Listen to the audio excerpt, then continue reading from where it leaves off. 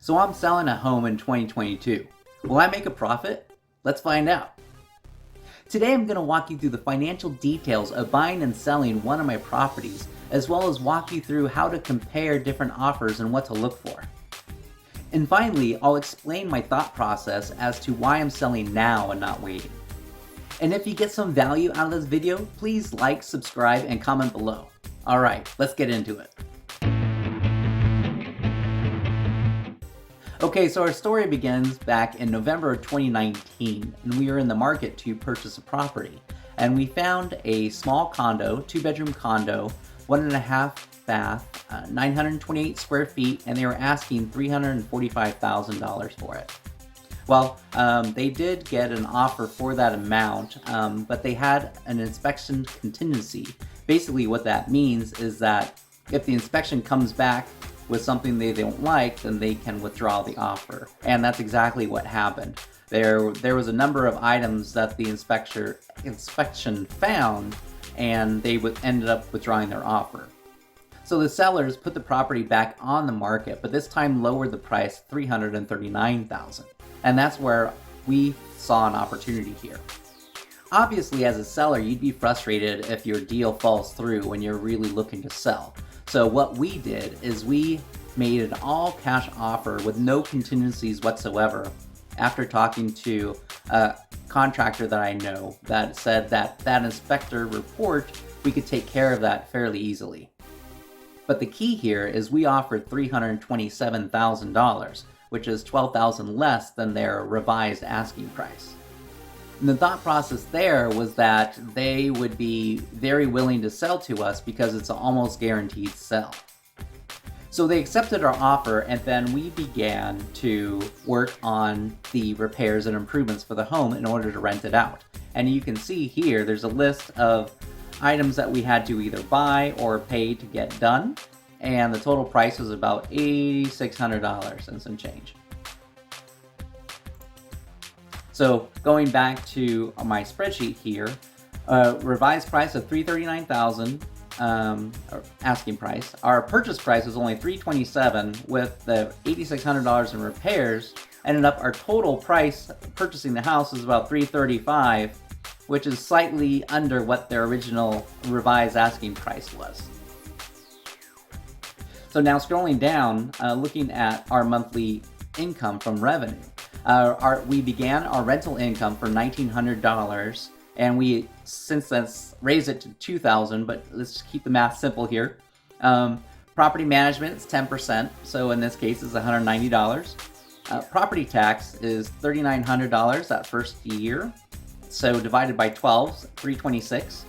HOA dues was raised to $300, so HOA $300. Home insurance $300 a year, divided by 12 is $25. There's no mortgage payments, which it was an all-cash offer, so that also really helped our positive cash flow situation, which brings us down to a net revenue of just over $1,000 a month, which is not bad. So jumping forward to January 15th of 2022, we put the house on the market, and we had our first open house on Wednesday, just 3 days ago. And since then, we received 8 different offers for the property, and all of them above our asking price of $430,000, which is fantastic. It's good to have options, right? Well, what I wanted to do is walk you through how to compare and contrast these different offers. I mean, obviously you want to look at price, but that's not the only factor. One of the things you want to look at is whether they're going to get a loan or it's a cash offer. Obviously, cash offers are the easiest to accept because then you don't have to worry about anything. They already have the money in hand. But if they do get a loan, what you're looking for is usually at the most 80%, but as you can see here, there's a number of them. They're 50%, even one at 37.5%, and that's fantastic because then you know they have cash on hand and it shouldn't be any problem for them qualifying for that loan. Another big consideration you want to look at is, are there any contingencies on the property? And as I mentioned earlier when we talked about an inspection contingency and it came back where they were able to pull out. In this case, in selling it, we didn't really run into any inspection contingencies, but we did run into appraisal contingencies and a loan contingency. So in the case of an appraisal contingency, let's say we're looking at this $500,000 offer, which sounds fantastic, right? That's $70,000 more than our asking price. So that makes it instantly attractive. But then you start looking at, well, now they have an appraisal contingency. What that means is that, yeah, they're offering at $500,000, but if the appraisal comes back at $430,000, $440,000, even $450,000, that's the most that they will pay for the property. So that $500,000 really isn't realistic. Now, one of the strategies to do that is to get your bid noticed. And as a seller, you might jump on this offer thinking it's such a great deal, only to find out they either withdraw because it didn't appraise at what they wanted, or you'll have to renegotiate. And in some cases, it would be much lower than any other competing offer that you had. The other contingency I want to talk about is a loan contingency. Yes, again, when you have a high loan to value, like 95%, as shown here, we have a couple. If they don't qualify for that loan at 95%, then again, they would drop out. Which is why you want a loan to value of at the most 80%. I really am comfortable at the 50% level, and even lower is even better, right?